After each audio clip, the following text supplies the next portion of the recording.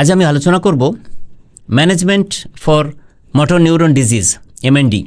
MND রোগটি একটি খুব জটিল কঠিন একটি নার্ভের রোগ, নিউরোডিজেনারেটিভ প্রগ্রেসিভ ডিজিজ। তো ম্যানেজমেন্টের সম্ভাবনা প্রচুর নেই আমরা বলবো, কিন্তু যেটুকু আছে সেটুকু করতে পারলে রোগী অনেক দিন অনেক ভালোভাবে জীবন কাটাতে পারবেন। আজকের আলোচনা মোটর নিউরন ডিজিজের ম্যানেজমেন্ট প্রসঙ্গে। প্রথমেই যেটা বলবো সেটা হচ্ছে ফিজিক্যাল থেরাপি। ফিজিক্যাল থেরাপিস্ট তো অনেক আছে, আপনারা জানেন। এক্সারসাইজ নিয়ে অনেক কথা আমরা আলোচনা করেছি বিভিন্ন জায়গায়। তো কিন্তু এই মোটর নিউরন ডিজিজ হয়েছে যেসব রোগীদের, তাদের জন্য যে ফিজিক্যাল থেরাপি শুধুমাত্র নির্দিষ্টভাবে এয়ারোবিক এক্সারসাইজ তারা করবেন এবং সেখানে স্ট্রেংথ এবং এন্ডিউরেন্স যে ট্রেনিংগুলো আছে সেগুলো তারা করতে পারবেন।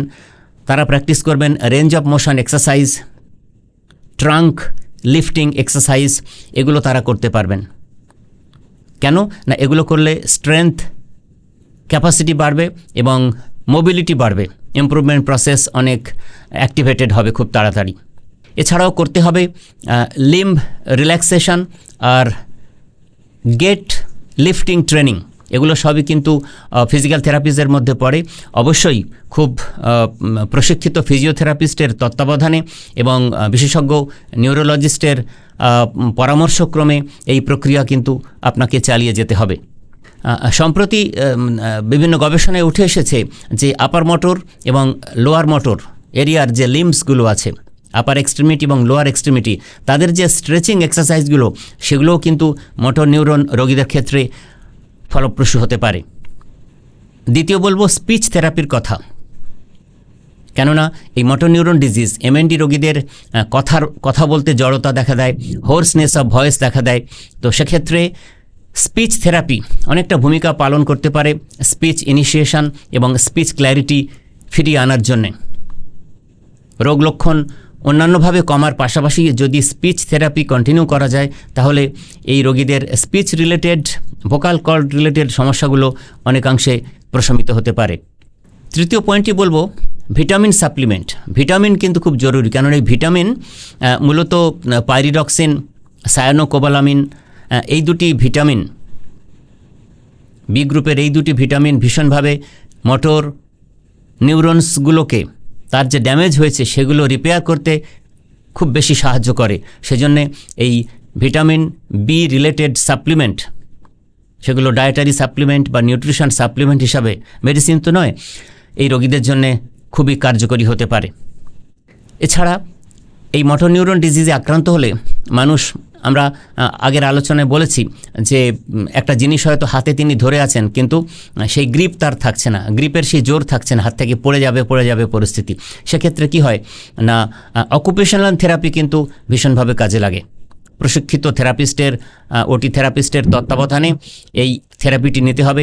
কেননা যেমন ধরুন কি নেওয়া যেতে পারে, ধরুন তার যে ড্রেসটা তিনি পরবেন সেই ড্রেসিংটা পরতে পারছেন না তিনি ঠিকভাবে, এতটাই হাতের মাংসপেশিগুলোতে উইকনেস হয়েছে। তো এই অকুপেশনাল থেরাপির মাধ্যমে সেগুলোও কিন্তু অনেকাংশে উন্নতি করা সম্ভব। রেসপিরেটরি সাপোর্ট থেরাপি, এটিও কিন্তু প্র্যাকটিস করতে হবে। কেননা ব্রিদিং প্রবলেমস অনেক রোগীদের ক্ষেত্রে দেখা দেয় মোটর নিউরন ডিজিজের। সেই জন্যে রেসপিরেটরি অ্যাক্টিভেশনের যে মেকানিজমসগুলো আছে সেগুলো প্রশিক্ষিত ফিজিওথেরাপিস্টের তত্ত্বাবধানে চালিয়ে যেতে পারলে এই রোগীরা অনেকাংশে যে রেসপিরেটরি কমপ্লেন বা ডিসকমফোর্ট হয় সেগুলো থেকে মুক্ত থেকে মোটামুটি চালিয়ে যাওয়ার মতো জীবনযাপন তারা করতে পারবেন।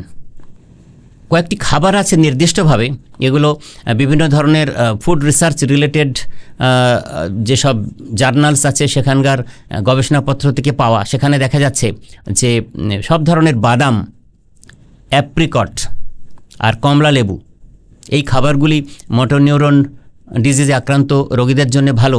কেননা এই খাবারগুলি নির্দিষ্টভাবে মোটর নিউরন যে ড্যামেজ হয় সেগুলো রিপেয়ার করতে সাহায্য করে। সঙ্গে নাশপাতি, এই খাবারটির কথাও কিন্তু বলা হয় আজকাল।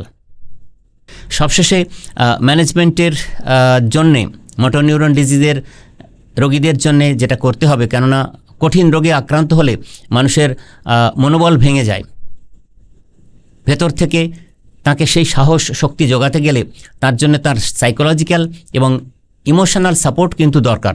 সেক্ষেত্রে একজন প্রশিক্ষিত ক্লিনিক্যাল সাইকোলজিস্ট বা সাইকোথেরাপিস্টের পরামর্শক্রমে তাকে এই ওয়েলবিংয়ের জন্যে, তার মেন্টাল এবং ইমোশনাল ওয়েলবিংয়ের জন্যে তাকে কিন্তু কার্যকরী ভূমিকা নিতে হবে এবং প্রয়োজন হলে থেরাপিস্টের সেন্টারেও রোগীকে নিয়ে যাওয়া সম্ভব, অথবা রোগী যদি যেতে না চান বা যেতে না পারেন সেক্ষেত্রে একজন সাইকোলজিস্টকে বাড়িতে ডেকে মাঝে মধ্যে কাউন্সেলিং করাতে পারলেও কিন্তু এই রোগীরা অনেকাংশে মানসিকভাবে চাঙ্গা থাকবেন এবং রোগ নিয়ে তার যে মেন্টাল ট্রমা এগুলো থেকে অনেকাংশে মুক্ত থাকবেন, যার কারণে অ্যাংজাইটি, স্ট্রেস, টেনশন কিন্তু তার হবে না। তো এই যে বিভিন্ন থেরাপিগুলোর কথা বললাম, যেমন স্পিচ থেরাপি, অকুপেশনাল থেরাপি, বিভিন্ন ধরনের এয়ারোবিক exercise, strength and endurance training, এগুলো এবং যে নির্দিষ্ট খাবারগুলির কথা বললাম সেগুলো এই রোগীদের জন্যে ম্যানেজমেন্ট হিসেবে যথেষ্ট উপকারী। এগুলো যাদের বাড়িতে এই ধরনের রোগী আছেন তাদের জন্য চর্চা করলে রোগীরা কিছুটা অনেকটা ভালো থাকতে পারবেন। পাশাপাশি বিশেষজ্ঞ নিউরোলজিস্টের পরামর্শ নিয়ে পরবর্তী পদক্ষেপ নিলে সবচেয়ে ভালো হবে। ধন্যবাদ।